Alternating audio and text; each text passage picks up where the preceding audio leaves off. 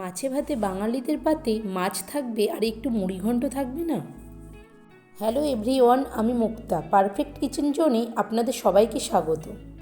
আজ আমার অত্যন্ত প্রিয় একটি রেসিপি মাছের মাথা দিয়ে মুড়িঘণ্ট আপনাদের সাথে শেয়ার করতে চলেছি।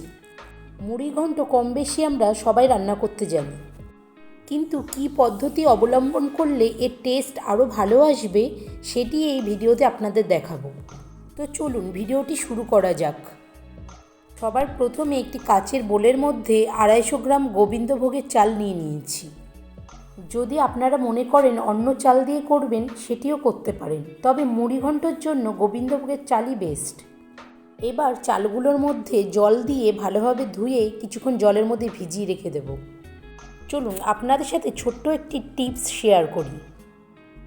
চেষ্টা করবেন যে কোনো চাল রান্না করার 10 থেকে 20 মিনিট আগে ভিজিয়ে রাখার, তাহলে ভাতটা তাড়াতাড়ি হয়ে যায়।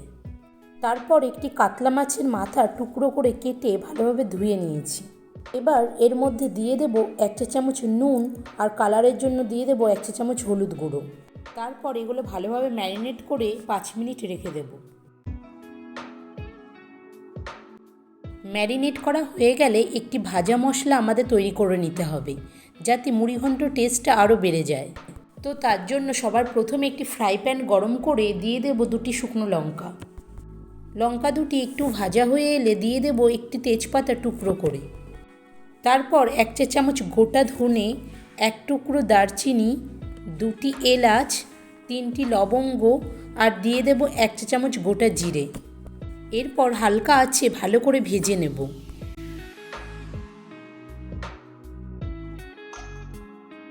তারপর একটি মিক্সিতে ভাজা মশলাগুলো দিয়ে ভালোভাবে গুঁড়ো করে নেব।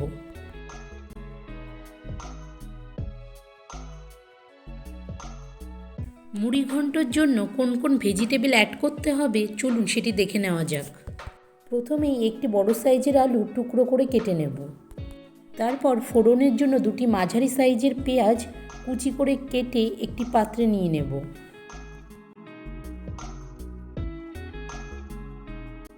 ওই একই রকম পদ্ধতিতে 2টি টমেটো কেটে নেব। ঝালের জন্য 4টি কাঁচা লঙ্কা চিড়ে নেব। আপনারা যদি আর একটু স্পাইসি খেতে চান তাহলে আর কয়েকটা লঙ্কা অ্যাড করতে পারেন।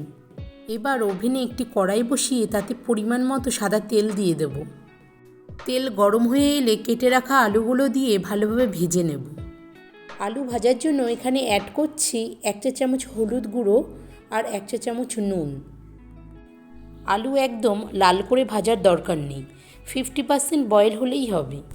আলু ভাজা হয়ে গেলে ম্যারিনেট করা কাতলা মাছের মাথাগুলো তেলে ভেজে নেব। আপনারা চাইলে রুই মাছের মাথা দিয়েও এই রেসিপিটি করতে পারেন। গ্যাসের ফ্লেম লো টু মিডিয়ামে রেখে মাছের মাথাগুলো ভালোভাবে ভেজে নিতে হবে, তা না হলে আষ্টে গন্ধ ছড়ানোর সম্ভাবনা থাকে। মাথাগুলি ভালোভাবে ভাজা হয়ে গেছে। এবার একটি খুন্তির সাহায্যে ভেঙে ছোট ছোট টুকরো করে দেব। বাটা মশলার জন্য এখানে আমি নিয়ে নিয়েছি কয়েক কোয়া রসুন আর 1 টুকরো আদা কুচি করে। এবার এগুলো দিয়ে একটি পেস্ট বানিয়ে নেব। ইতিমধ্যেই আমি মাছের মাথাগুলো ভেজে একটি পাত্রে তুলে নিয়েছি। এবার ওই একই তেলে ফোড়নের জন্য দিয়ে দেব 1/2 চা চামচ গোটা জিরে। জিরেগুলো একটু লাল হয়ে এলে আগে থেকে কুচিয়ে রাখা পেঁয়াজগুলো দিয়ে দেব। পেঁয়াজগুলো হালকা বাদামি বর্ণ ধারণ করলে দিয়ে দেব কুচিয়ে রাখা টমেটোগুলো।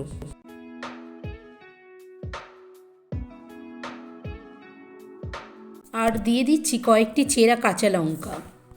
এবার এর সাথে দিয়ে দেব 1 চা চামচ নুন, 1 চা চামচ কাশ্মীরি লঙ্কার গুঁড়ো আর 1 চা চামচ হলুদ গুঁড়ো। প্রায় 2 থেকে 3 মিনিট পর টমেটোগুলো একটু মজে গেলে দিয়ে দেব 2 চা চামচ আদা রসুন বাটা। এবার সমস্ত উপকরণগুলো আরও 2 থেকে 3 মিনিট ভালোভাবে কষিয়ে নেব।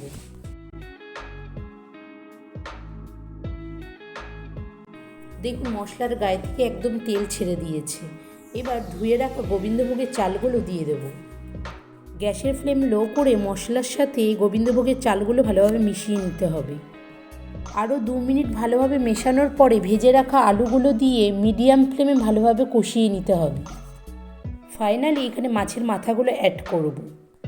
সমস্ত উপকরণগুলি ভালোভাবে মিশিয়ে নিয়ে 2 চা চামচ ভাজা মশলার গুঁড়ো দিয়ে দেব। এবার এর মধ্যে দিয়ে দেব উষ্ণ গরম জল। আমি এখানে 250 গ্রাম গোবিন্দভোগের চাল দিয়েছিলাম, তাই এখানে জলের পরিমাণ হবে 500 মিলিগ্রাম। আপনারা কাপের সাহায্যেও মেপে নিতে পারেন। সেই ক্ষেত্রে 1 কাপ চালের সাথে 2 কাপ জল দিতে হবে। চাল আর জলের মাপ ঠিক থাকলে তবেই মুড়িঘণ্ট একদম ঝরঝরে হবে। এইবার ঢাকা দিয়ে 5 মিনিট চালটা সেদ্ধ হতে দেব। 5 মিনিট পর ঢাকাটা সরিয়ে দেখবেন জলের পরিমাণটা অনেকটাই শুকিয়ে গেছে। এইবার কিন্তু মুড়িঘণ্ট একদম রেডি হয়ে গেছে। নামানোর আগে 1 চা চামচ ঘি দিয়ে সার্ভ করে নেবেন। তো কেমন লাগলো বন্ধুরা আজকে আমার এই রেসিপিটি? ভালো লাগলে অবশ্যই কমেন্টে জানাতে ভুলবেন না। আর যারা এখনও আমার চ্যানেলটিকে সাবস্ক্রাইব করেননি প্লিজ আমার চ্যানেলটি সাবস্ক্রাইব করে দেবেন আর পাশে থাকা বেল আইকনটি প্রেস করে দেবেন। আবার দেখা হচ্ছে পরবর্তী একটি ভিডিও নিয়ে আপনাদের সাথে। ততক্ষণ সবাই ভালো থাকবেন, সুস্থ থাকবেন। নমস্কার।